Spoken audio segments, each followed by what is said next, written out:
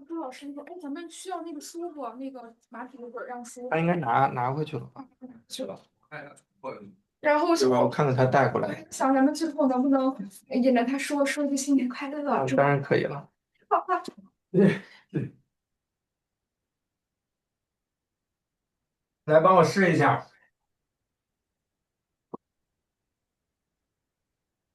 文哥，你坐那儿，我试一下啊。弄什么？你坐在那儿，哪有几个？可以可以。哎呦呀！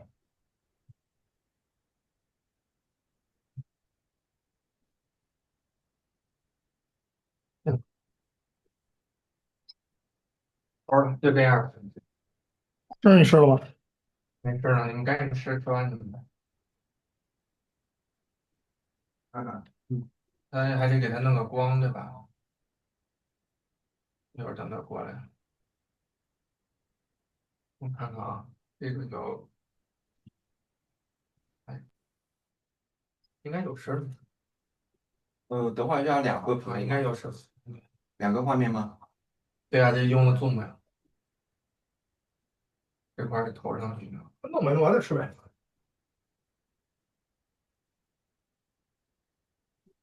没用 Hello, 啊，我弄。Good morning, David. I'm Janice. 然后 nice 自 to 己 meet you, Janice. I didn't know whether you were a gentleman or a lady because Janice I could know be that's either. fine. So there you That's go. fine. Good. Because Nice to I meet know you. because my name, most of people they recognize my name is a man name. Yeah. Yeah. Also, I Googled your Chinese name and it 这儿能 wasn't 看到 clear. 吗？That could also be a man or a woman. So there you Yeah. go. I know By it's the way, early for you. Thank you for your okay, time. that's fine. I was just thinking about something. 岩浆出来 So when English speakers talk about Chinese history, we use 等这个下线了，这就是能大学 we pronounce the names 嗯 pretty much like in English. We don't use tones. 嗯哼 So I say Qing Dynasty, Ming Dynasty, Tang Dynasty. 我现在 For 关键是 For Chinese listeners, they may not know what I'm talking about. 嗯 OK，So maybe you should repeat the name of the 你 dynasty 不能最小化，or 最小 repeat 化的这 the 个画面就 proper 很大了。names 没事给他扔边上去，after I say them 把那彩 so 排 that 开 everyone 了，knows what I'm talking about. Yeah. Okay. Because I don't 往这个 remember. I 这 mean, 边彩排 sometimes I know, but sometimes I've forgotten what the proper Chinese pronunciation of the names are. And 嗯 also, well, I mean, you have all the dynasties, the Liao, the Jin, Yeah. the Tang, Ming, But I Qing. think you pronounce it very well. So, Yeah, so but now 在 with 这张上，yeah, not with the tones. yeah. So, I think most of Chinese, we would like to avoid the problem that you mentioned. So we always have an English name for communicate with English people. Yeah, okay, fine. Yeah. 就是那 So 个啥，但是 today we have a live stream with Julia and she's we need to wait for her few Sure. minutes. Yeah. So I think you can just rest for a while and come back about in 5 minutes. I think that's okay. Yeah. Is this a video or is it only Yeah, audio? it's a video, it's a live stream. So the Chinese audience they can listen to your talk in time, I mean in reality time. So yeah. Yeah. Yeah. I was just thinking maybe I should put on a virtual background like that. Yeah, that's You fine. like that? You Another, like but that? I think another one is also okay. 多个图哎，The real No? the real background. I think that is perfect. You like the real background? Okay, I'll go Yeah. back to the real background if I can figure out how. Okay. 小哎， Is it cold on your side? 小了，About oh gosh, what is this? About 15 degrees. Not that bad. 这个你 Okay. 是拿它， It's a little bit cold here. We are all in 它 Beijing. 这个是图， Oh yeah, Beijing gets cold, yeah. Yeah. Do you have snow? Yeah, sometimes, but not always. Uh, Yeah. in Paris, is very rarely snows. It's just rainy and cold all winter long. Yeah. Lots of rain. Yeah. So, before you start a talk with Julia, I would like to let you know that we really appreciate your work in China because I think nowadays the humanity things and the historical things it's very important for this time. I mean, especially people they are talking about AI, something like that. Yeah. Okay. Good. Well, I thought the questions were very thought-provoking. Mm-hmm. Yeah. Yeah, it made me think a lot about how people perceive history Mm-hmm. uh, as a potential Mm. guideline to the future. Yeah. Sometimes it's not, but it can be. Yeah, I think it's quite important because I think nowadays people we trace fast and but when you are engaged in humanity things, you need to be slow and you need to think about a lot of deep things. Yeah. Yeah, that's a good point. Okay, Yeah. good. So so let's see. There are 4 screens. You, me. Then there's a screen that says Zhang. That's Julia. Yes. That's her And then there's colleague, and then she will use that account. So and later, then when yeah. you start your talk, your conversation, I will mute my voice and turn off my video, so it Okay. will only you and Julia. What's CBS? There's a fourth box. Hmm? There is a fourth video box that says CBS. You can hide that, but that is fine. Yeah. Yeah. Hide it. Hide non-video participant. Okay, very good. Okay, great. We're all Yep. set. Mm. You mind if I have a cup of coffee or something in the course of the talk? Pardon? You mind if I have a cup of coffee in the course of the talk? It's okay. It's okay. Do Because I everything think that you want. That's okay, okay. because I think someone will come in an hour or so and make me coffee Yeah, and so that's okay. That's okay. Yeah. good. Just feel free and have a good talk. That's enough. Okay, very good. Yeah. So is there going to be how does it get translated into Chinese? We have AI on the screen and the screen will Yeah. translate it. Yeah. Oh, it's like automatically generated captions. Yes. Yes. You Yes. can you see the screen from the Gen? Oh, They yes, have I see. they have some Chinese character on it. That is the translation when we are talking. I get it. But the thing is that again is so I think I sent you the text of the interview, right? A Yeah. couple of weeks ago.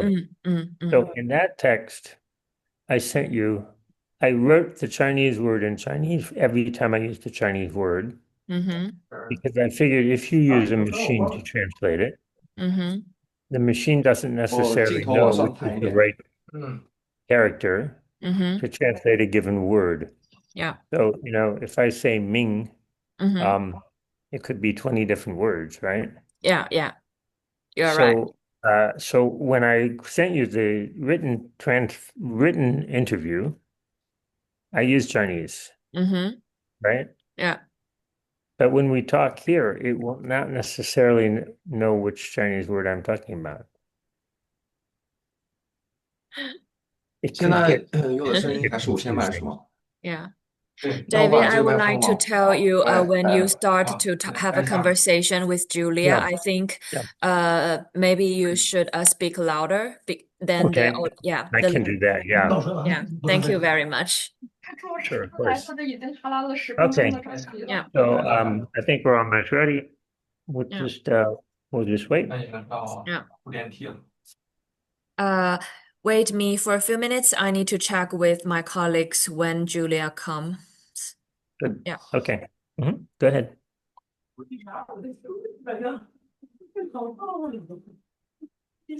没事，都调好了，坐那儿了。戴上耳机，然后就可以。哎，sorry，我回去取我的书去了。作者已经上线了，然后他已经已经进入了。OK，能听那声儿是吗？对，我在这儿呢。 Hi, Julia. 那软件藏哪了？还有人在叫我吗是的， ？Hello，通过助理来叫你。 Hello。Hi, 12 Julia. 号。Oh, hi. How do I pronounce your name? David. This is David. this is our now I am Janice, and this Oh, yeah. is this is our author, David. Oh, hi. I couldn't see you now. Hold on a second. Let me see the. Sorry for being late. I went back home to fetch my book, which has my notes. Yeah. My notes. Hi. Has my notes. Hi, David. Hi, good morning. Oh, yeah. I probably say, yeah. Good morning. It's like 3 p.m.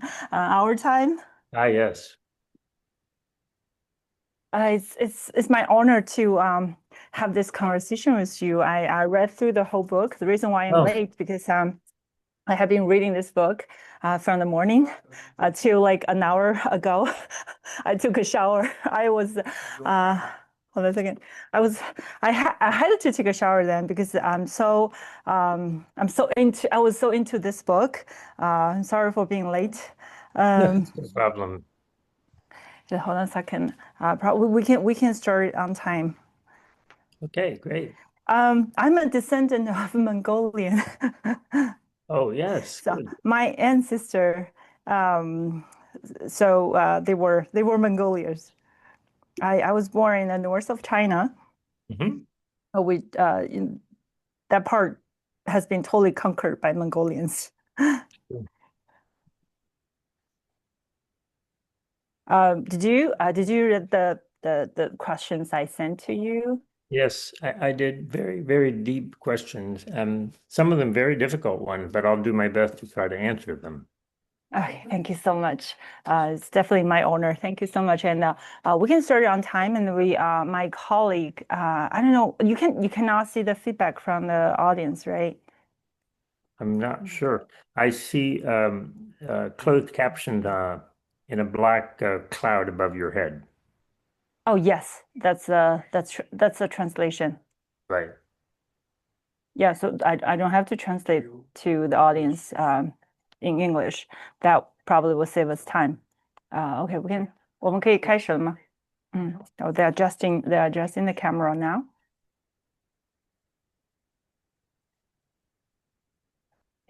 Just give us a second. Mhm. I probably will say something to the audience about this book in Chinese later. I have trouble you to wait for me for like a few seconds after I finish the explanation to the audiences.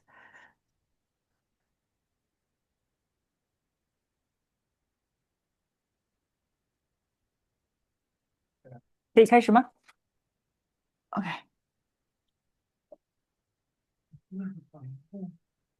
对讲话了吗？用。看一看。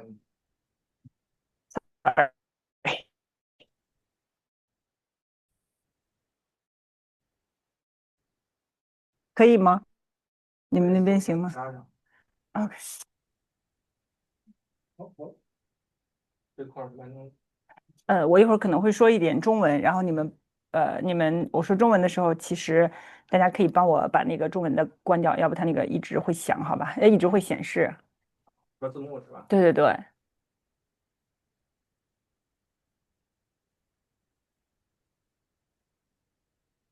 今年春节是马年，对不对？过完春节是马年，对不对？对。刚好这本书特别的吻合，今年是马年。这点儿。强点儿，这头应该拉上了，因为要隐藏的那个谁谁谁在发言。Sorry for the waiting. They're adjusting the caption.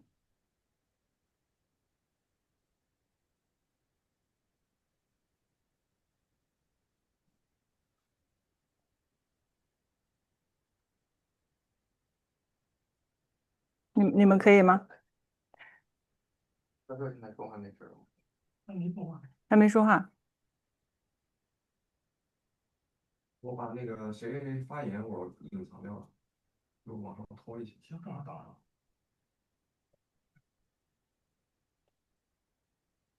OK，那我们开始了。OK，可以吧？开始吧。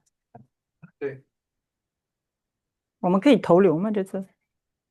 您的那个可以。这个是什么账号？马匹。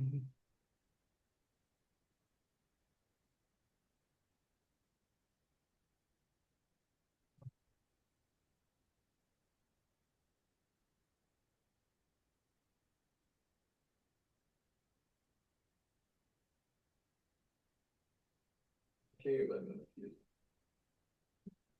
我们的什么？缔造，缔造，对。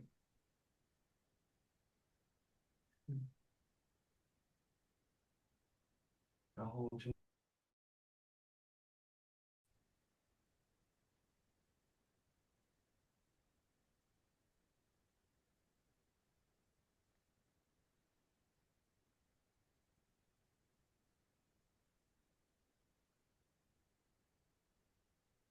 可以吗？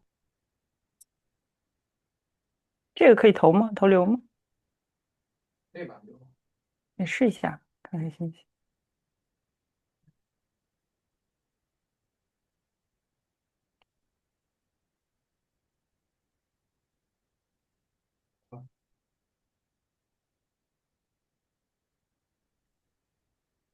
Hey David, we just started.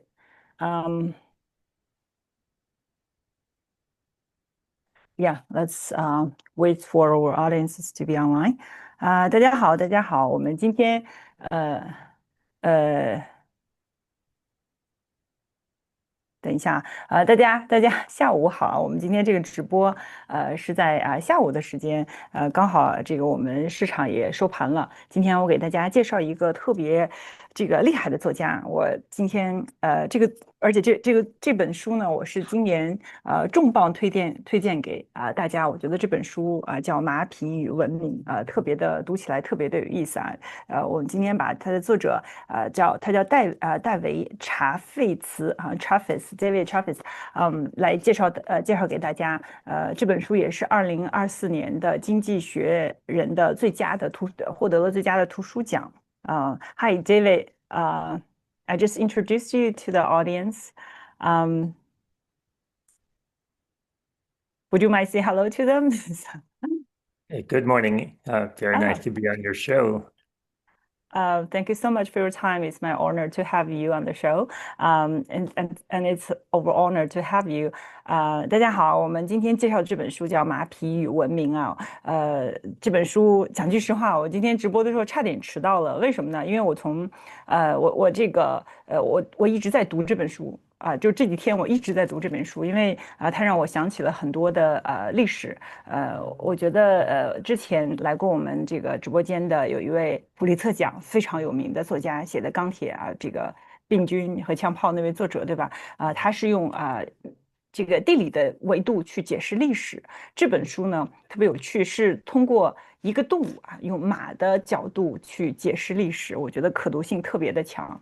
然后大家也可以搭配郭建龙老师的这个三部曲这本书也是郭建龙老师隆重推荐的。就是我看完之后会发现，你看历史的视角清晰了特别多你可以怎么从马匹的历史去解读全球的文明甚至中国的文明我跟大家讲一个故事，就是我的这个弟弟在美国他做了一个基因的检测他检测之后他发现他应该是70%到80%的蒙古人的这个基因所以我相信我们大部分的北方人其实多少都带有一点蒙古的血统是当年被这个这个游牧民族征服之后留下的一些这个基因上的一些特点啊。虽然我们现在都是汉族啊，我们对于汉文化非常的认同，因为我们都是汉人啊，但是我们身上也有历史的一些痕迹，对吧？然后今天我们就想把这本关于历史啊，关于我们追溯我们身世的一本这个很重磅的历史书推荐给大家。真的，我今天一直读啊，读到差点迟到了。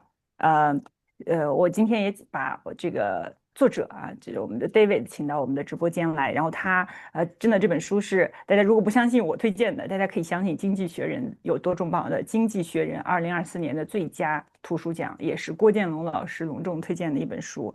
然后那我们今天的开始。Hi David, sorry for the Yes. long introduction, so I No, really want fine. them to know this book. Yes, thank you so much. In this book, which is so intriguing, you compare the horse to 21st century's oil and 21st century's AI. Does mean that the clash civilization was really just a fight for the horse. If without horses, would be the empire like Han, Tang, Roman, and the Mongol never have existed. So these are very good questions. But let me split that into two pieces. So, yes, horses were a strategic resource for states in ancient times. And you could compare them to the strategic resources that have driven state power in modern times, petroleum, nuclear power, AI, various sources of state power. But it's a resource like other resources. They're not only of military use, they're of commercial use, and they are tradable items. So just like today, we have trade between China and other countries around technology.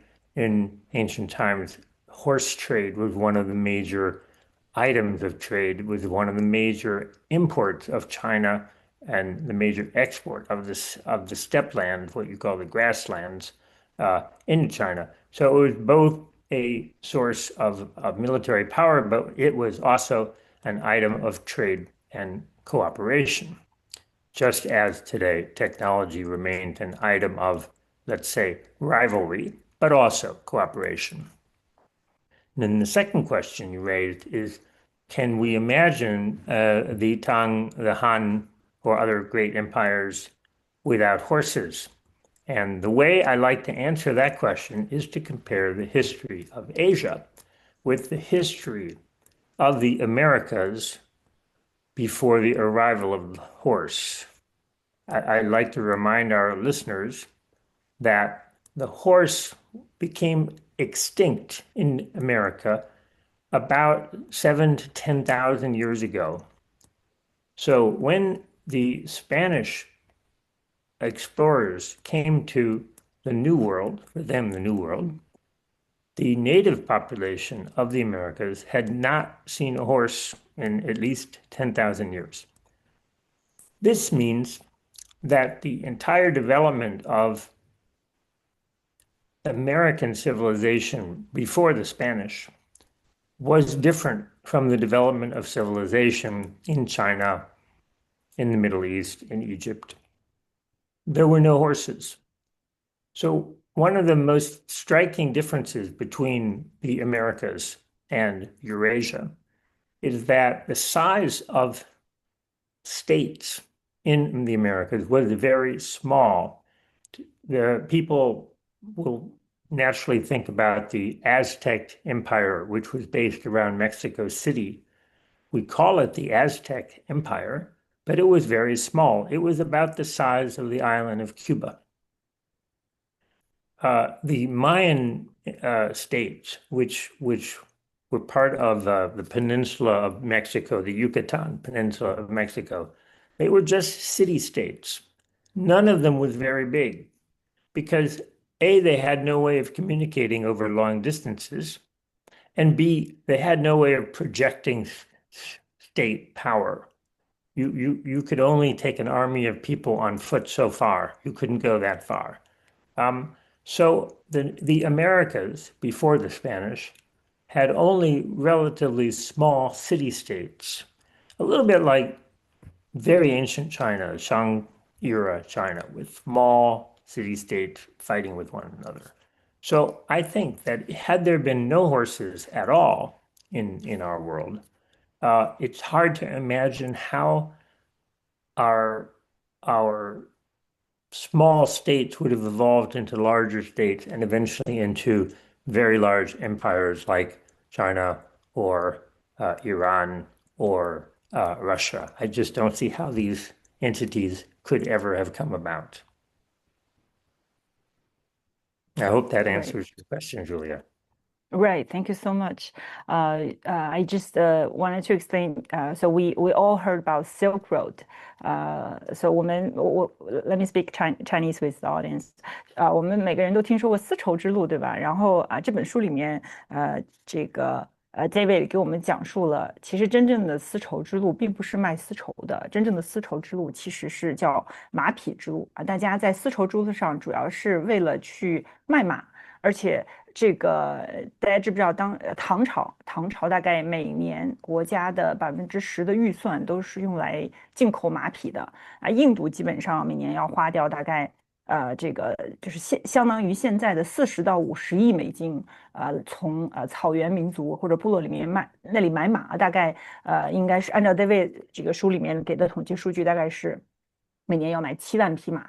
所以丝绸其实在当时的丝绸之路更像是货币，他们交易的是什么呢？交易的是马，然后当时的一匹马可以换到40匹的丝绸。后来慢慢才去交易茶叶，因为这个茶叶可能会消耗的更快啊，就是那些这个马贩子可能过冬的时候要去喝茶提神，所以这本书里面给了我们非常多特别不一样的视角去来讲啊，就是丝绸之路跟我们大家想的不一样啊。丝绸之路大家以为都是用来去做各国之间的贸易啊，其实很多时候就是有点像我们今天的这个霍尔木兹海峡，对吧？我们去找中东去买油的那条路啊，所以我今天想帮大家问问的是。教授说，问问 David 啊，就是从他的角度来看，就说他是怎么去看这个丝绸之路的。Hi David, you mentioned that the Silk Road should be called the horse road. Silk was just money to buy horses. Did that mean the Asian trade was really just a military arms race? Well, horses were the most important trade item that countries like China imported. And obviously, they needed those horses to project military power. And so you could say, yes, it's an arms race. But I think we should still call the Silk Road the Silk Road because they're in the other direction. China traded silk for horses. They also traded tea. And it emphasizes the fact that there is both soft power and hard power. And the horses, to some extent, are a source of hard power. So the Chinese emperors needed that.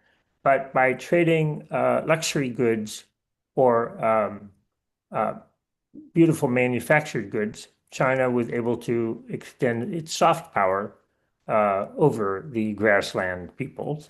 And so it's a two-sided trade. On the one hand, you have horses, which are military assets. And on the other hand, you have silk, tea, porcelain, things that the people in the grasslands valued. So, of course, there's soft power going in the other way, so you could still say it's a Silk Road if you want. Right. 哎，大家有人就是就是我们比如说我们今天做了这个采访之后啊，大家有人对于丝绸之路有更深刻的理解，或者是说有不一样的理解吗？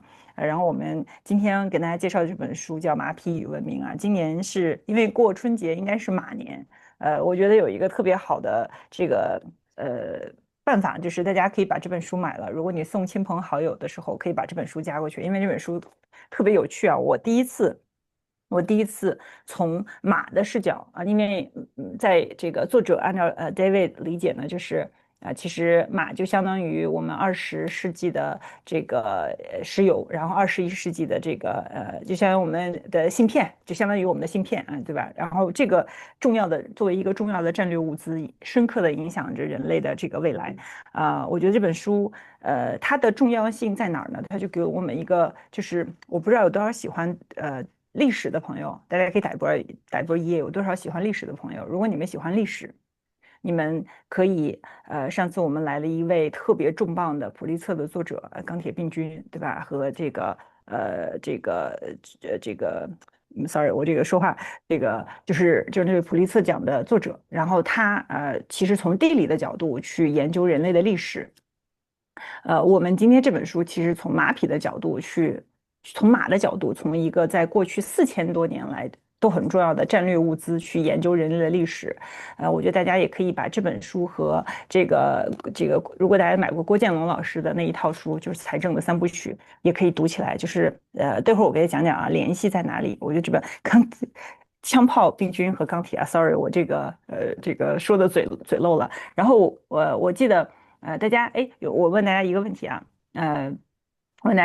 就是大家知不知道就是游牧民族和这个定居民族啊，也就是说像我们中国古代对吧，有很多王朝，它其实比如说边境来犯的很多是突厥或者是蒙古人，大家知道什么年份容易打仗吗？有人知道什么年份容易打仗吗？大家知道什么年份更容易打仗吗？有人知道吗？戴蒙德教授，对不起啊，我今天一路跑过来，为什么呢？这个脑子有点脑雾，为什么我一路跑？因为我一直在读这本书，就是我前一周应该读的差不多，最后有一个收尾啊。这本书写的真的特别有趣，特别特别有趣。我正好今天这个在别处拿着一本书，急急慌慌赶过来，然后在赶的路上发现，哎，我把那个。这个重要一个东西落了，所以我跑回去又去取啊，所以今天有点脑雾。大家知道为什么在游牧民族会是在这个某些特定的年份去这个入侵去定居民族啊，或者是说我们和这个突厥也好、蒙古也好，或者少数民族也好、游牧民族也好，经常会发生一些冲突。大家知道是什么时候吗？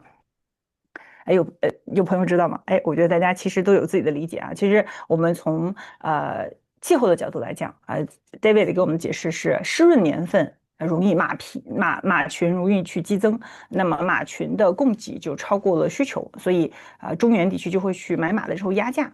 这个时候牧民会发现，我去抢劫带来的经济效益会更大。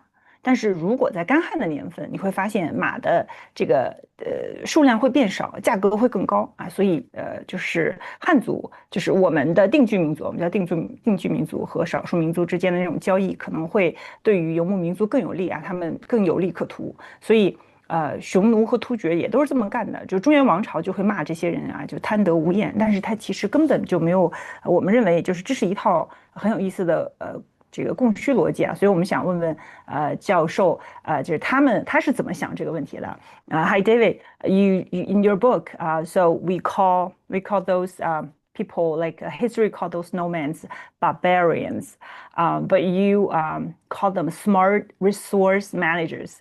What's the biggest myth like those settled civilizations believe about Normans? Did they misunderstand them, or did we underestimate their the horseback governance or resource governance? Yeah, so this concept of barbarians, of course, everybody thought that the people on the other side of them were barbarian. The Greeks also came in contact with the nomads, and the word barbarian is actually a Greek word for the people who couldn't speak Greek. So we don't know whether this concept of barbarian means what we think it means for the ancients, but they definitely thought that the nomads were exotic and different and dangerous. There were many cultural differences between the settled people and the nomad people. One of the things that the settled people, and now I'm talking about both the Greeks and the Chinese, is that male-female relationships were much more egalitarian in the nomad societies. Women rode horseback, they fought on horseback, they participated in battles, they participated in councils, in political discussions. So for the Chinese and the Greeks and other settled people, nomad women were very scary because they had political power, which was very difficult for the settled people to understand. That points to another aspect of the nomad society, which was hard for the settled people to understand, which is that they developed a very good ability to cooperate politically. Because if you think about it, they didn't have fixed hierarchies. They didn't establish a fixed hierarchy like the Chinese Empire or some of the other empires in Asia. They were more kind of a loose cooperation. And that loose cooperation is very helpful for living on the steppe, because think about it. On the steppe, there is no land ownership. You have pastures, not fields. The ability of the herd to graze in those pastures differs from different times of the year and different years from year to year. And so you have to be able to cooperate with your neighbors so that you move your cattle, your livestock around, keep them alive, keep them flourishing. And if the weather is bad or if the grass is bad, you need to be able to move, and you need to have a way of cooperating with people who live far away. Think about the vast size of the steppe lands. For example, the current country of Mongolia is a very big country. I guess it's probably a third or a quarter as large as China, but it only has 1 million people. So 1 million people in a huge area have to have some mechanism for cooperation, and that mechanism of cooperation is what makes nomadic life very, very different from settled life and highly sophisticated. It's just very different because you don't have a king, you don't have a court, you don't have a palace, you don't have any of these elements of settled state that are familiar to us. That's on the social side and the political side. And on the technology side, I also argue that the nomads were highly efficient animal herders. They knew everything about animals, everything about grass. They could look at a pasture and determine how many animals could graze on that pasture. When they raised horses, notably, when they could look at a newborn horse and determine whether that horse would grow up to be a very elite horse that could be used for racing, used for hunting, or whether it would be an ordinary horse, or whether it would be a bad horse and then you would just eat it. Because they segregated their horses into horses for riding and horses for eating. And in modern times, when trained agronomists and zoologists have gone out and tried to give advice to people in the steppe, in Mongolia or Kazakhstan or other parts of the steppe, they've always come back embarrassed by the deep knowledge of the people out there versus their own scientific knowledge. And they realize that our scientific knowledge is not as sophisticated or as nuanced as the knowledge of people who are living out on the steppe. So in every respect, the nomad lifestyle is a very great human achievement. And I would say the only reason why, in looking back on it, it seems a little bit backwards, is that it was so perfected at a very early period, and then it never really progressed.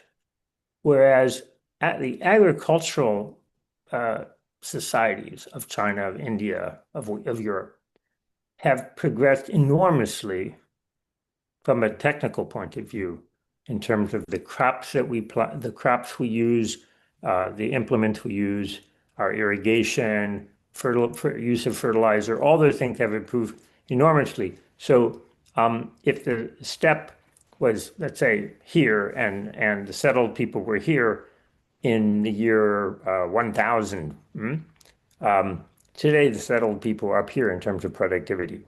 I'm only talking about agricultural productivity, not industrial productivity. That's a whole nother discussion.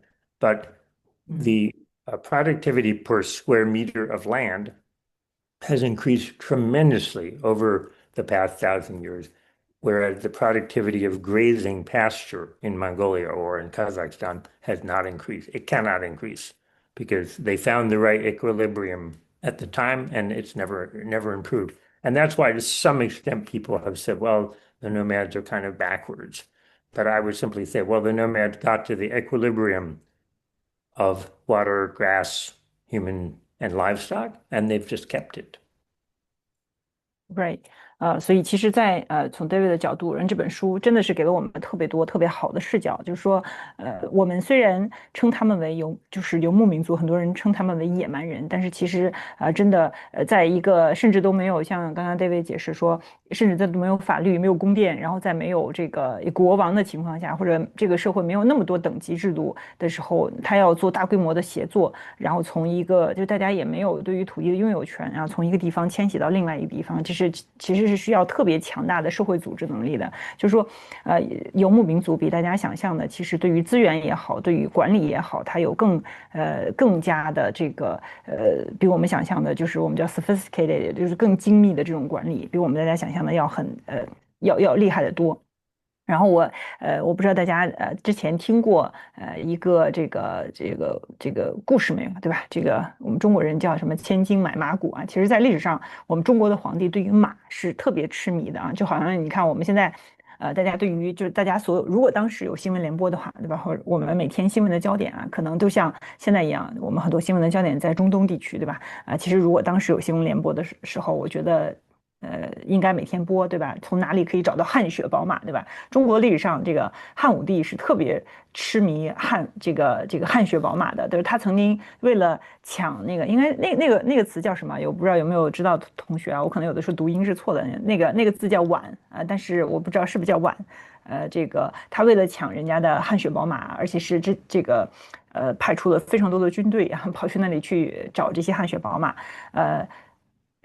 大概去那场战争，大概这个他发动了那场战争，然后这场大院，对吧？我说实话，我对于很多生僻词啊，我的多音字啊，了解的特别不多，谢谢大家帮我纠正啊。然后他基本上为了去找到汗血宝马派了几万的军队去找，结果那场战争大概死了大概有数十万的士兵，就是最后只拿到了这个30匹的汗血宝马，而且国库消耗的很多，但是呢，他把这匹马。就是拿到中原地区的时候，会发现，因为中原地区大部分是缺一种微量元素，就不是说我们这边不是说我们这边没有好马，只是我们叫一方水土养一方人，一方水土也养一方的马，对吧？然后我们土壤里面的有一种微量元素叫一个石字旁一个西边的西，应该叫冶炼锡，对不对？被雨水冲走了，所以我们这边即便来了汗血宝马，然后基本上后代也越来越弱啊，根本达不到就说汗血宝马的程度啊，所以汉武帝虽然有很大的用很大的代价抢来了汗血宝马，但是没有达到他想要的这个效果。So hi, David. I just talk about in China we have a empire who launched a huge war just for what's the name of that for Fergana horses, Yeah, and massive Fergana, right? right, Regana. Fergana 就是汗血宝马 at massive cost and barely succeeded. I just want to know, was that a waste or is that a necessary risk? How did it change the relationship with Xiongnu? Mm-hmm. So this story about how the Wu emperor launched a huge military expedition to Fergana has become part of Chinese literary lore, It's been retold many times, and I think everybody who retells it tries to draw a moral conclusion that suits their own ideology, so to speak. So, for example, the literary people who were opposed to the military people, because you have the Wu and you have the Wen, and the civil people didn't like horses. They didn't like wars. They thought the emperor should just be kind of a peaceful judge and not go off conquering people. They would tell the story in a way that would suggest that it was a huge failure. Whereas more military-minded people would say it was a good thing to do because we brought back the Fergana horses. Then the literary people say, yes, but you only brought back a few horses. And so there's an endless debate as to whether or not the expedition to Fergana was a success or not. And I think that's typical when you have a historical event. Afterwards, it takes generations to decide whether it was a good thing or a bad thing. There's a famous story about Zhou Enlai. When they asked him what he thought about the French Revolution, he said it's too early to tell. So now, 2,000 years later, what can we say about the expedition of the Han Wudi? What I think is that by organizing this large expedition to the Western regions, the Han Wudi demonstrated to all these nomads who were vassals of the Xiongnu that Han China was extremely powerful, extremely well organized, and capable of a huge expedition. And by showing China's military might to these peoples who lived very far from China, we're talking about 3,000 kilometers away from Chang'an. I think that led to them deciding little by little to abandon their loyalty to the Xiongnu and being willing to trade with China. In my book, I argue that the Xiongnu had a monopoly of selling horses to China. If you tried to sell horses to China directly without going through the Xiongnu, they would come and they would attack you. So they got all of the nomadic peoples on the borders of China into a kind of a seller's monopoly where only they could approve sales. Once the Chinese had made this expedition far to the south and to the west of the Xiongnu, that stranglehold on the horse trade that the Xiongnu enjoyed began to fall apart.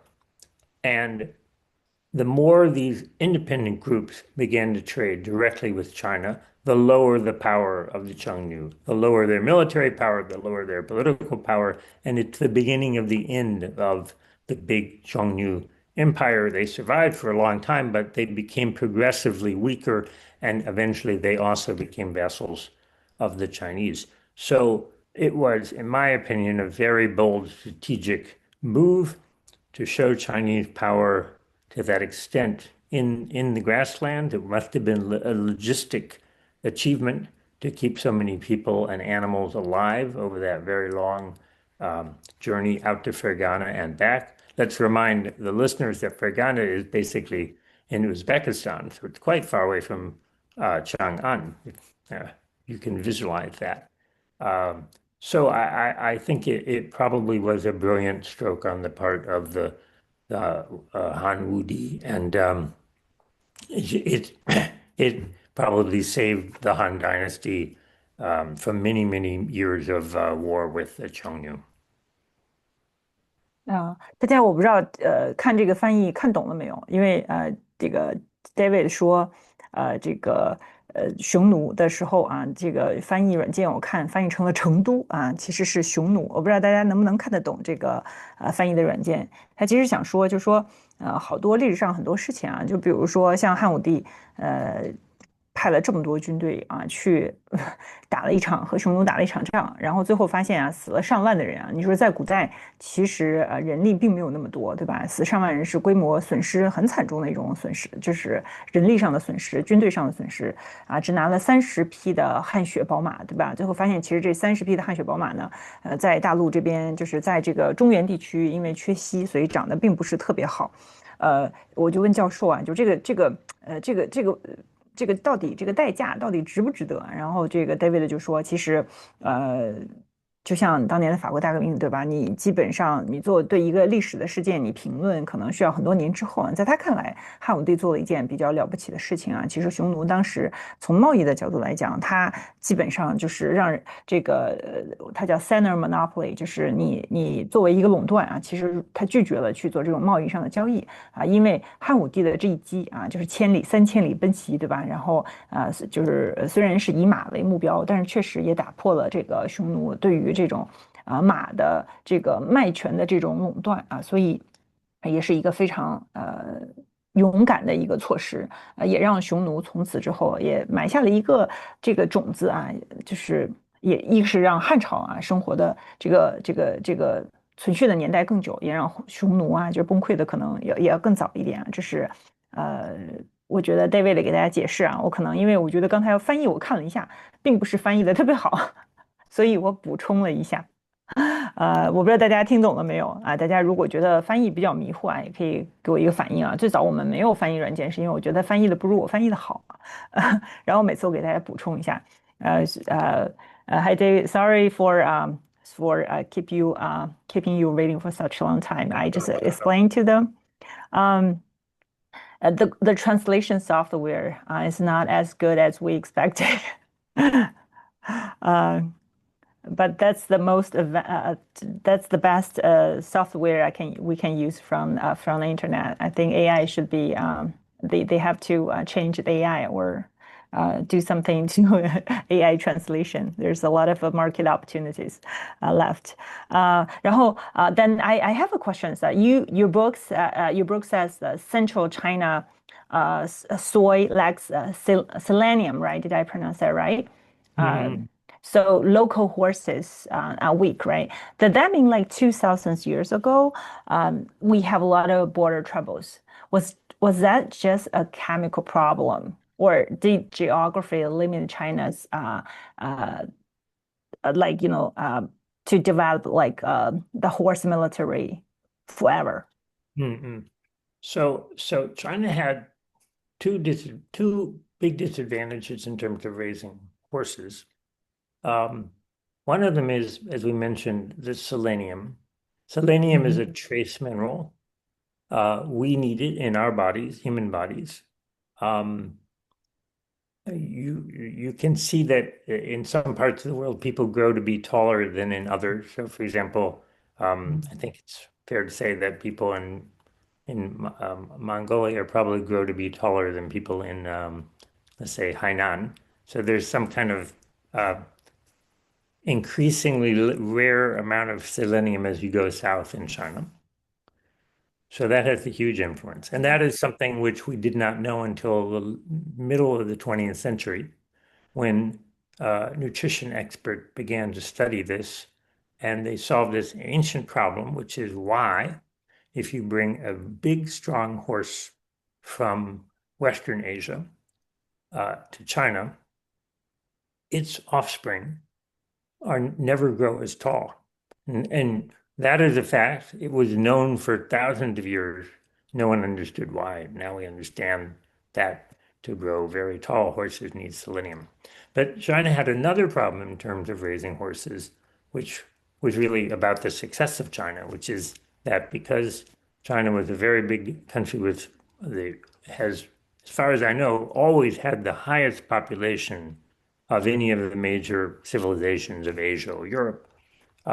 Any land that was good enough to raise horses in China was also developed to raise crops for people. So there was a trade-off between giving people more land to grow crops for human food versus giving land to grow crops for horses or pasturing horses.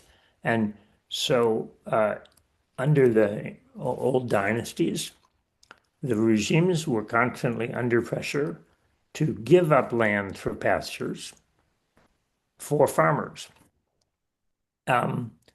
Once you get far enough north, in other words, to Inner Mongolia, which is China today, of course, and Outer Mongolia, which is independent Mongolia today, the land is really not good enough to grow anything. So even if you tried to for human crops, even if you tried to farm in Mongolia, you would fail. So once you get far enough north, you can only raise livestock. It gets back to what we were saying about livestock raising being a very efficient economy. There's land which you can only raise livestock on. Mongolia, Kazakhstan, northern Kazakhstan, parts of Uzbekistan. And then there's land where you can only farm. So, for example, southern China, right, the Rice Bowl of southern China. And then northern China around Beijing, it's kind of ambiguous. In some climatic conditions, it's better for raising animals. In some climatic conditions, you can grow crops for human consumption, and that's why you see the Beijing and north as kind of a contested area between pastoralists and agriculturalists. And when the so-called conquest dynasties come into China, this is where they settle. They settle north of the Yellow River, because south of the Yellow River is definitely so agricultural that you cannot find enough land to pasture your horses or your cattle. But between the Great Wall and the Yellow River, there is some land where you can raise horses. And a lot of Chinese history has to do with pastoralist nomads settling just north of the Yellow River, and then eventually they are ejected and pushed back. And then the Great Wall becomes kind of the logical place where pastoralism, nomadism stops and agricultural starts. 教授的回答，这个 David 回答特别的好，大家我不知道大家听明白了没有？然后，其实帮我们，我觉得作为一个中国人，怎么能不读这本书呢？我们其实对我们的历史的理解就是比如说我们去看很多电视剧。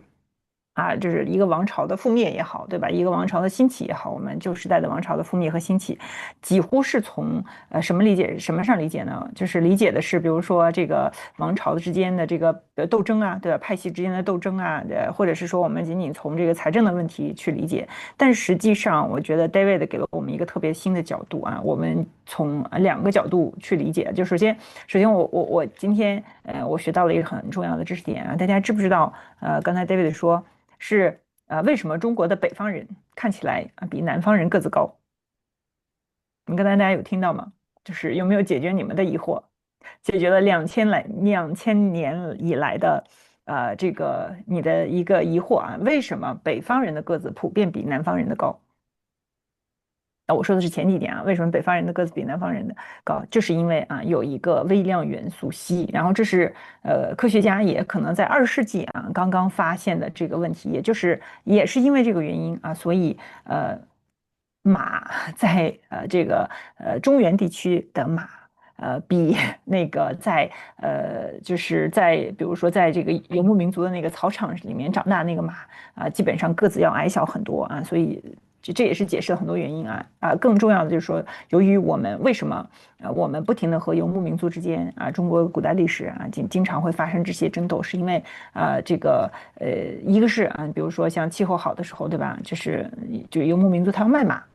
那如果气候湿润，对吧？马长得比较多价格比较低他觉得一个是劫掠对他来说能够收益更多另外一个方面，其实你会发现为什么我们在中原地区人养不了马？其实我们人口最多，你这个地要不就去种庄稼养人，要不就去变成草场养马其实作为一个权衡，最后大家还是选择了去把大部分的土地用来去种粮食我觉得这个 David 给了我们这本书，今天我们把这本书隆重推荐给大家，我相信这个。如果你对历史感兴趣，如果你曾经非常的你读过戴蒙德教授普利策奖的获得者戴蒙德教授的那本书《钢铁病菌这个与枪炮》这本书之后你从一个维度去理解历史这一本书也真的我觉得特别重磅，给了你另外一个视角去了解人类的历史因为马匹我从来其实也没这么想过，我知道它很重要，但是我没有想到它其实是它是我们这个在过去的时间里长达4000年，就像我们的石油和芯片一样重要的战略物资我觉得这本书真的特别好，强烈推荐给大家。而且今年是过了春节就是马年我觉得从另外一个角度给大家去了解历史这个也可以把在马年送给朋友去读一下，也特别的有意义我待会儿想问一下David，就是说另外一个问题就是为什么汉朝、唐朝都搞不定马，但是只有清朝能够搞定马？这是我觉得一直我很想知道的一个问题。Hi David, so in China's long history, we have a long history. Tang Song, Han, Tang Song all struggled with horses, but Qing dynasty or Qing solved it. What did the Qing do right? Did that prove a dynasty safe only if it goes beyond the Great Wall? Yeah. In my view of the story, the Qing dynasty really cracked the riddle, solved the riddle, how to keep peace on the northern frontier of China or on the steppe, between the steppe, the grassland, and the settled peoples. They removed every incentive for the steppe peoples to raid or attack China. They came up with the idea of providing famine support. First, they made sure that nobody starved. They provided famine support whenever the rain failed in the northern grasslands and the pastoral people didn't have enough livestock to feed themselves. The Qing officials would provide food support for them. When they had good rain and they had a lot of horses to buy, the Qing would buy those horses so that they would provide an income for the grassland people. They were very attuned to whether the grassland people were economically well off or not, and they used a huge amount of resources to make sure that they were. Of course, if somebody got out of line, if somebody revolted, then of course Qing employed the full force of the military to repress revolts, and that happened from time to time. But it was both, I guess you could say, an iron fist and a velvet glove. They treated the pastoral people very well. You see many paintings of the emperors entertaining the nomads in the hunting grounds in northern China. They enjoyed receiving their guests from the grasslands and treating them with a great deal of respect. So it created a bond of friendship between the grassland people and China. Now, why were they able to do this so successfully, whereas preceding dynasties, particularly the Ming and the Han, had very fraught, very difficult relationships with the grassland people. And for this, you have to look at the relative size of the grasslands and the economy of the grasslands and the economy of the Chinese. Remember, I said earlier that the grasslands economy really did not evolve at all in the last 2,000 years. So the area we're talking about, Mongolia, Inner Mongolia, was no more than 1 million to 3 million people in history. But look at China. I believe the Han Dynasty had about 50 million population, 50 million people lived in Han China. And by the Qing Dynasty, I think the population of China was 500 million. And it was a much more sophisticated economy, both from an agricultural point of view, a trade point of view, industrial point of view. So the size of the Qing, remember that Qing China was the richest country in the world let's say in 1800, was the richest country in the world. And it was just in terms of people, 50 times 3 divided into 500. Very, very big. Many, many times bigger than the steppe population. So unlike the Han, Qing China had almost limitless resources to keep the grassland people in a position of peaceful relationship with China. And so it's not only were they very clever at the way they went about it, but they also had huge resources at their disposal. And this is why the under the Qing dynasty, China never suffered invasions or wars with their neighbors in the north. 哎，大家觉得，我不知道大家看懂了翻译，Thank you so much 啊，我不知道大家看懂了这个翻译没有？我觉得 David 给了我们很多视角啊。刚才我在评论区里看到好多朋友就是评论说，这个氢本来是关外的，骑马射箭本来是他们的强项。我觉得这个只是一个表象啊，这只是一个表象。我觉得 David 刚才讲的其实更深刻一点，我不知道大家看懂了那个翻译没有？如果大家没有看懂那个翻译，我给大家再解释一遍。他说，其实你去看一下人口。蒙古的人口一般都是100万到300万啊。这个朋友说适合春节期间西行路上去读，是的，这本书太适合读了。读完之后，我觉得你看中国历史和世界历史的视角是完全不一样的。我是这么多年来啊，就是翻这本书啊，就是有2本书啊，给了我读世界历史啊特别大的启发。一个是戴蒙德教授啊，因为我读的是英文版，有的中文版翻译的这个枪炮、病菌和钢铁的这个我老记不住这个名字啊，就是戴蒙德教授的那本书，还有这本书给了我特别不一样的启示啊。就是这本书是2024年经济学人年度最佳图书。刚才 David 解释了说，清朝为什么能够解决就是清以前解决不了的和少数民族的关系。他其实从经济学的角度给大家讲啊，就是大家想没想过，其实在这个汉代之前，中国的这个清代之前啊，就是蒙古人大概100万到300万，汉朝的人口最多也就不过1500万。他也想去和平的处理和这个少数民族的，比如说这个游牧民族的关系啊，但是他确实没有那么多的资源。但是在清朝，因为他的人口当时已经是经济已经是全世界最富有的了，而且人口应该达到了这个5个亿的人口吧，他说500 million， 对吧？然后有非常多的资源啊，贸易等等，完全可以去解决这样的一个问题啊，所以他可以对少数民族，对于蒙古特别的就关系也会能够处理的特别好。这个和婚姻啊，就是当时他和蒙古大家也知道，就比如说通婚也是只是其中一个方面啊。我觉得最终的解决这个问题的还是经济学的问题。Sorry，5000万啊，500 million， 5000万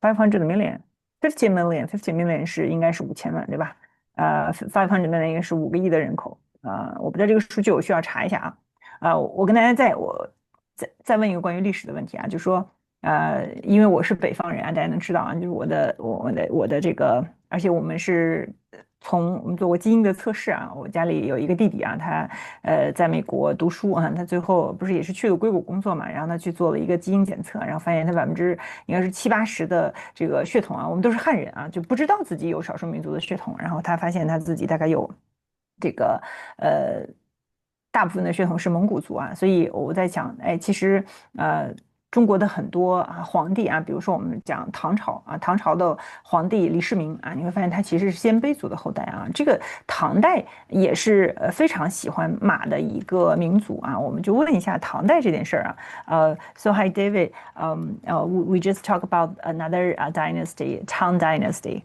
Tang loves they love the horses more than any dynasty.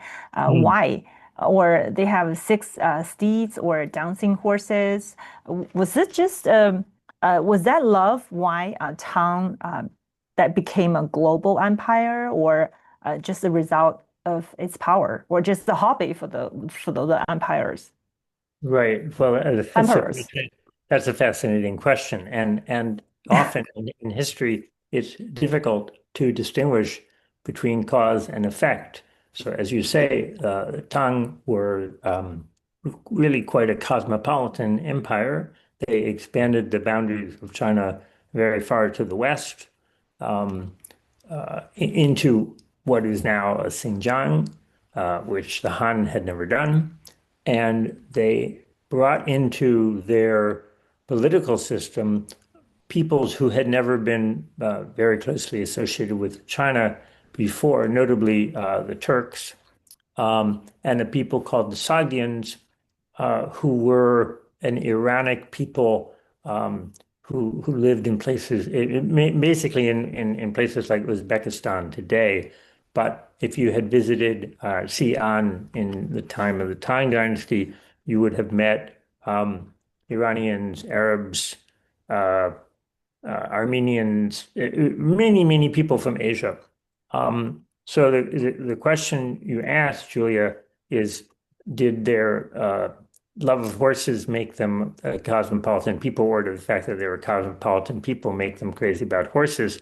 And I think the answer is that because they made such a huge effort to maintain a very large cavalry, the largest cavalry China had ever seen. 700,000 horses are supposed to have been raised in the Tang horse system in their horse farms. 700,000. It's a very large number. Consider that the population of horses in Asia as a whole might have been 10 million. So almost 1 in every 10 horses was in the Tang cavalry. To do this, they needed to have a lot of people who knew about horses, who could raise horses. So you figure for each horse, you probably need 2 or 3 people to take care of them. You need grooms, you need veterinarian doctors, you need guards, you need trainers. So the cavalry establishment as a whole is very large in people. Where did these people come from? Very few Han Chinese knew anything about horses because they grew up in parts of China which were mainly agricultural and there were no horses, or very, very few horses. So the Tang Dynasty massively recruited people from the West. And I believe, so in Tang times, I think the population of China was around, again, 50 million, about the same as in Han times. But they had 1 million people from the Western regions serving in the Tang establishment, in the military establishment mainly. And these people were primarily Turks or other Westerners. The most famous of these people, and I think the one that your listeners who are familiar with Chinese history will recognize, was An Lushan, who half Iranian, half Turk, so very typical of the cosmopolitan people that were in the Tang court. And of course, he unfortunately revolted against I think the Huanzong emperor, leading to a terrible civil war, which greatly weakened the Tang Dynasty and ushered in their era of decadence. So it's a very sad story, but the vulnerability of the Tang Dynasty was essentially that they had 1 million non-Chinese people working for them, and they were brought in because of the horse. So the horse both led to the great expansion of the Tang Dynasty, but on the other hand, it also led to their downfall because these Turkish grooms and so forth were not especially loyal to the dynasty. Right. 刚才教授，刚 David 给大家解释一下，就是说我问了一个问题啊，就是为什么唐朝这个因果关系到底是因为唐朝很强大，所以他还爱马，还是因为他爱马，所以唐朝这个非常的强大？我不知道大家知不知道，刚才有朋友一直在评论我的长相啊，一看我就像蒙古人，对吧？这个脸盘子比较大，对吧？然后五官也比较平，我有非常明显的这个蒙古人的长相，就是因为我们家只有我那个弟弟啊，我的那个表弟啊测了基因啊，因为他有非常多的蒙古人的血统啊。那我们翻回来讲唐啊，就是其实这几天啊，我一直在批判一个事情啊，就是有博主啊说这个讲到了血缘，对吧？讲到了血缘是说什么？我们中国人的血缘要和什么国外的血缘？中国人和美国人的竞争是血缘竞争啊！我说好好的读读书吧，对吧？你读了书啊，有点文化，你就不会这么说了，对吧？中国人和外国人，中国人和美国人，中国人和其他国家的人啊，从来不是血缘竞争的。大家如果去看一下啊，大家都是文化的竞争啊，从来没有血缘的竞争。大家去看一下我们的中国人啊，就是尤其是看一下唐朝，唐朝是作为中国历史上最繁盛的这个国家这个朝代之一。它是一个非常国际化的都市啊。当时，David 也解释了为什么唐朝是一个非常国际化的都市，是因为，当时唐朝有着世界上最庞大的骑兵，大概有的时候它是700 million，对吧？这个就是大概他讲有的时候最多超过1000万的马，而这些马，是这些马是从哪里这个养这么多的马？你需要兽医啊，你需要有人去帮助照顾他们，对吧？你需要有一些就马官，对吧？类似这种，你会发现这些人从哪里来呢？唐朝大概有100万非中国人在唐朝，有伊朗的，有土耳其的，有亚美尼亚的，有很多外国人来到了中国，和中国人甚至有人通婚混血，生下了非常多的这个后代啊，在这种情况下啊，但是也是因为有马导致了整个唐朝的强盛和这个扩张啊。但是David 也解释了说，最后大家知道安禄山对吧？大家很知道中国有一个非常有名的人叫安禄山，这个安禄山啊，他是个混血啊，他有伊朗的血统，也有这个土耳其的血统，然后导致了安史之乱啊，导致了中国的内战，也导致了唐朝的这个灭亡啊。所以历史也是非常有意思的。我不知道大家这个就是从刚才 David 说的就这本书的作者真的很厉害，真的超级厉害，我觉得他非常的渊博。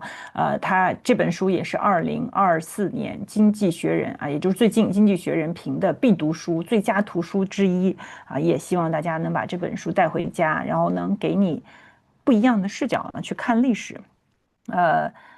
刚才这个朋友问汗血宝马，你应该回头看一下我们之前已经讲过了，汉武帝的时候就有汗血宝马之争了。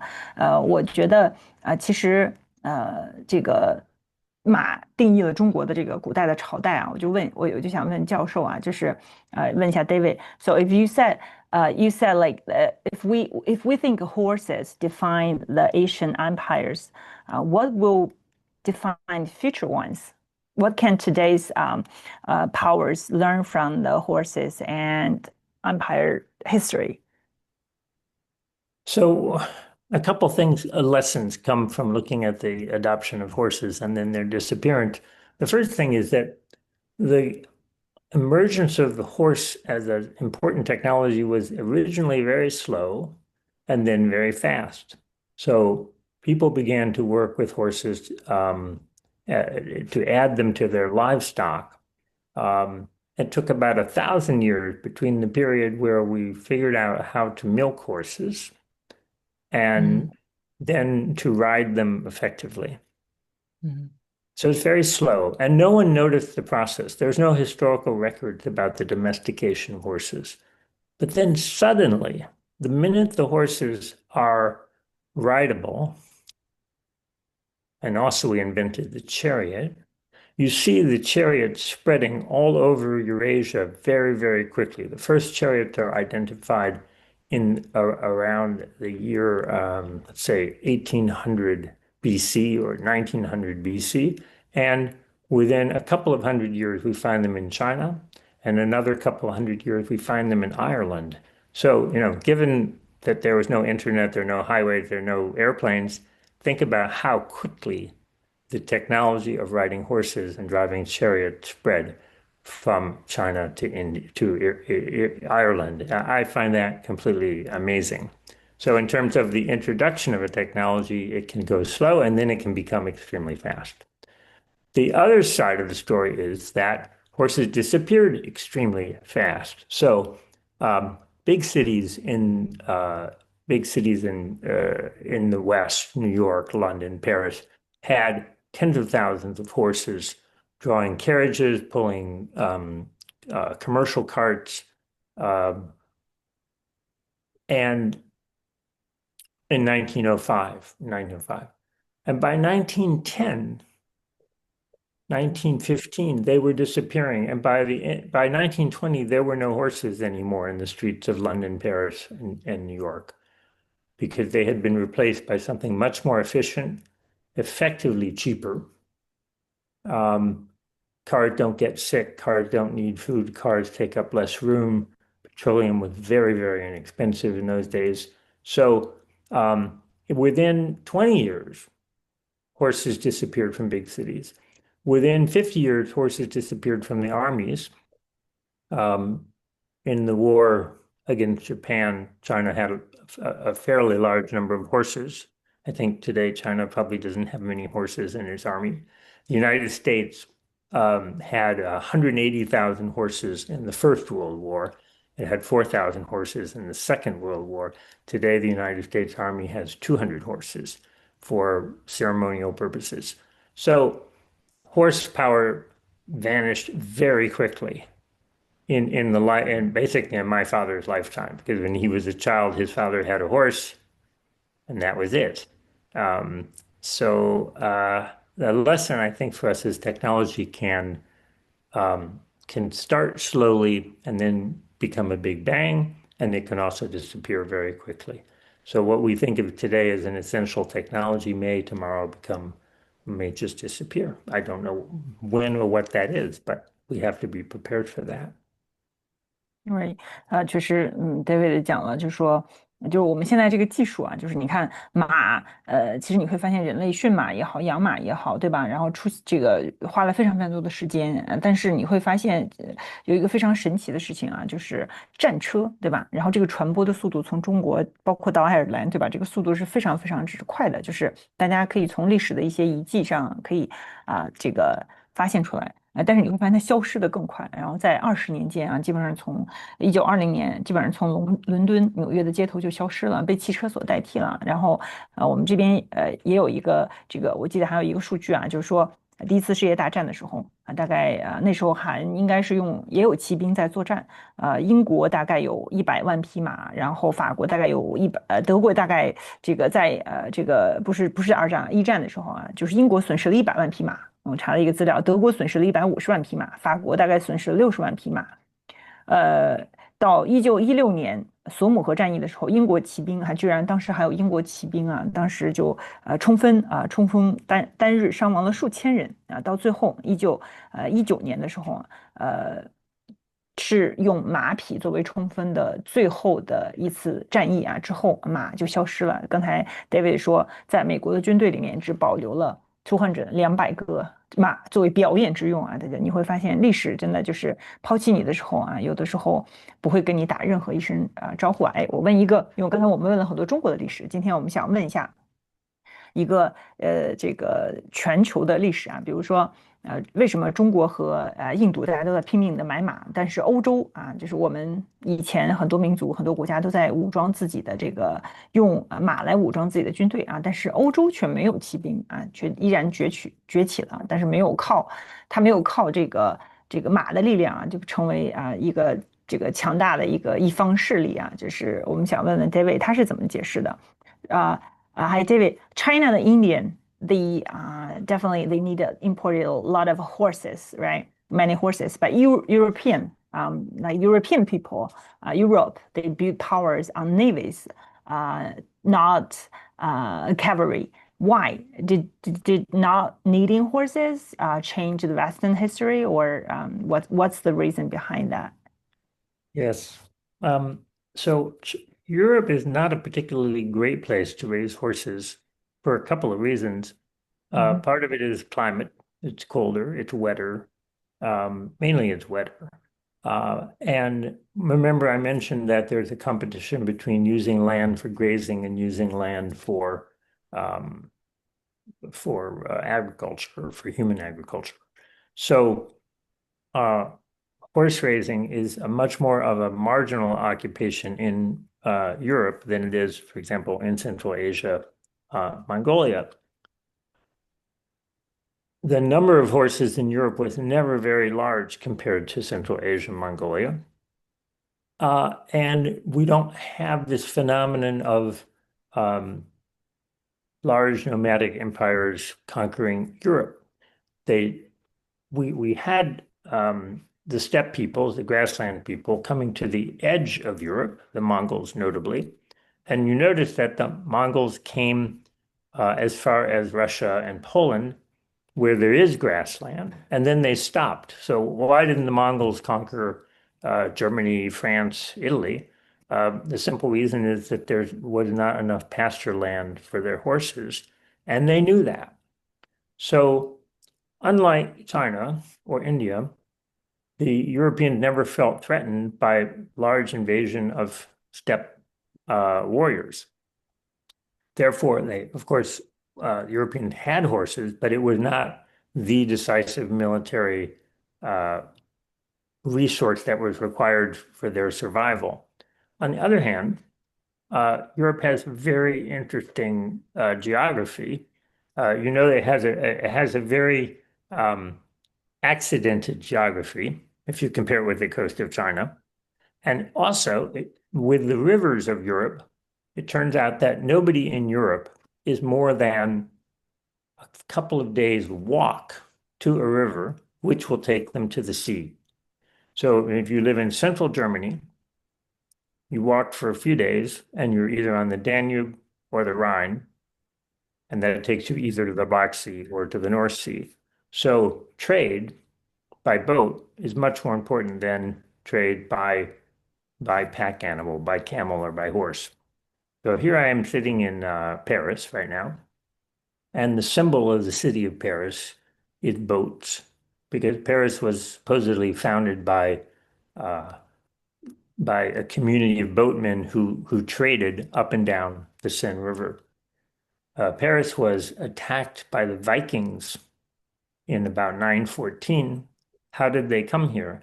They sailed up the Seine to Paris and besieged Paris. The Vikings, by the way, conquered much of Europe. They conquered Sicily. They conquered Russia. How did they do this? They did this by boat. So most of the big conquests within Europe were done by sea. The land borders didn't change that much. People didn't have huge armies conquering one and the other. A big exception to that is Napoleon. But keep in mind that, first of all, he failed. And at the end, France is the same size as it was under Napoleon's predecessors. And secondly, Napoleon also had a very large fleet and and his failure, maritime failure against the British, is what sealed his fate, not so much the fact that he didn't have a lot of horses. So the sea power has really been decisive in Europe for deciding who is the top nation. First it was the Spanish, then it was the Dutch, French, and then English, and England by mastering sea power within Europe became the primary power in the Western world. 对，其实，在整个这个特别有意思的一个现象啊，就是大家可以看一下东欧和西欧，对吧？大家甚至可以看一下东欧有一个这个国家叫匈牙利人，对吧？匈牙利人他们可能对于我们中国，或者是说对于这个，因为很多人说，我不知道我理解的对不对啊，大家可以纠正我，有可能说这个匈牙利人也许是有一部分，或者是有人会觉得匈牙利人是突厥的后代，对吧？他们你会发现东欧啊，在很大程度上其实是被游牧民族曾经啊，比如说像举个例子，像包括当年的蒙古啊征服过，但是你会发现西欧基本上没有被游牧民族去有过他们的痕迹啊，比如德国、法国什么这些国家都没有被游牧民族征服过，这是为什么呢？因为其实就像David刚刚解释的，就是说你会发现土地还是土地的原因啊，这些土地其实没有适合或者是说没有提供给马的那种草场，对吧？所以基本上他们没有受到这个游牧民族的这个历史上的侵犯，而且他们其实更多因为挨着海边境啊，你往这边走，北海、黑海等等，对吧？他们其实这个内陆的海也好，还是外陆的海也好，对吧？基本上你会发现海权对他们来说比任何时候更重要。Hi David, I do have another questions. What inspired you to like do research on history with this angle, which is so brilliant. Oh, thank you for that. I was thinking a long time about what is it that, on the one hand, connects the histories of different countries in Asia, because they are very tightly connected. India, China, Eastern Europe, Iran.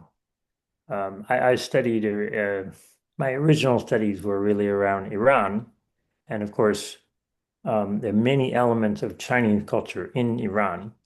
And I wondered, how did they get there? Because, in modern times, you look at all these countries and they seem very distinct and very far apart. Iran and China are far. But Right. then you learn that, for example, the Chinese, the Ming and the Qing had a translation bureau for communicating with all of the peoples in Western Asia. They translated from Persian to Chinese. Why did the Chinese use Persian as the language of diplomatic correspondence? So there are these connections, and it took me a long time to figure out how these connections, the physical connections, came about. They came about because there was a very large trade in horses between Western Asia and East Asia. And this trade in horses and this development of a horse culture create a kind of a unifying field in which China, India, Iran, Afghanistan, the Uzbeks, the Turkmen, and so forth, they all interact, they all have a common ground because they're all interested in horses, they're interested in the military applications of horses, they're interested in the cultural and sporting aspect of horses, horse races, hunting, training horses, admiring beautiful horses. So this is kind of a web and a wharf. In other words, the threads in a carpet that connect Eurasia in some sense and create a common history for this region. And the horse is really in the center of that. 哇，我刚才问了 David 说，是什么原因给了他就是写这本书的这个，就用这种角度去看历史啊？我真的觉得，非常的聪明，因为，确实啊，就是如果我不知道，就是我不知道我们直播的朋友有没有人大家。我真的很希望大家把这本书带回去啊，带回去为什么呢？因为我很久很久没有看到能够从这种很特殊的角度上帮我去了解历史的。这本书我觉得它的重要性和我可以为什么我放话这么说啊？就和戴蒙德教授的那本《钢铁、病菌和枪炮》相提并论，因为他们都是从一个非常高屋建瓴的角度或者很特别的角度告诉大家历史是什么样子的。David 说，我问他为什么你要从这个角度去看历史，因为他之前研究过关于伊朗的历史，然后发现其实你看伊朗和中国啊，差距就是距离上差别那么大啊，为什么他们在整个的外交上、外交的语言上和等等国家的交往上啊，有那么多的就是痕迹啊，就是在一起的痕迹啊。然后他通过研究会发现啊，其实都是和马有关系，和马的交易有关系啊，就造成了这个国家之间文化上的一些交流啊，所以他就开始研究了关于马的文化，然后发现历史上有非常多。有惊人的这个，大家其实是一条主线传出来的，就好像比如说你在这个往后100年、200年去研究当代的历史、现代的历史，你不得不去研究中东，对吧？你不得不去研究这个好望角，对吧？你不得不去研究这个红海，对吧？你不得不去研究这个伊朗、沙特，或者是就是跟中东相关的其他的这些，就是伊拉克对吧？等等，就是过去的历史和现在的历史，甚至以色列对吧？你需要研究这些国家，所以马匹是就像我们今天的石油一样，对吧？然后穿越了我们整个过去4000多年的历史。我觉得因为教授的时间有限啊，我等会儿我一会儿跟大家讲一讲我读这本书的心得啊。我们先跟 David 说，就是感谢一下他的时间。David, sorry for keeping you waiting so long. I just translate to them.